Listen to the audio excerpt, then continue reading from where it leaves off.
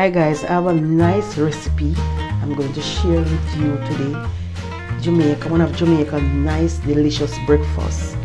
Boiled dumpling, green banana with baked bean and saltfish. So the ingredients I'm going to use to cook down the baked bean and the saltfish.